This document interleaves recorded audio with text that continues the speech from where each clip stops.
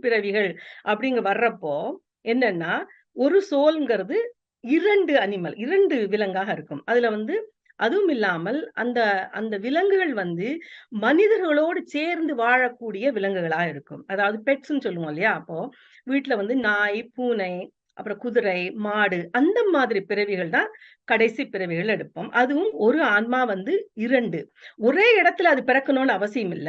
வேற வேற இடத்துலயும் இருக்கலாம். ஆனா அந்த 2 அ வ அ உருவங்கள் இருக்கும் அப்படிங்கிறது தான் சொல்றோம்.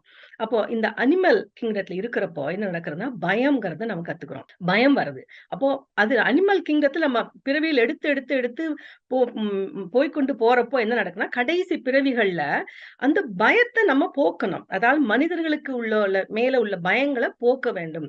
அப்படி பயங்கள் போனதுக்கு அப்புறம் தான் நம்ம கிராஜுவேட் பண்ணி மானிட பிறவிக்கு வர முடியும். அப்போ அது மட்டும் இல்லாமல், அந்த அன்புங்கிறத கத்துக்கிறோம். அதாவது மனிதர்களோட அன்பு, பரஸ்பரம் மனிதர்கள் அன்ப குடுக்குறாங்க.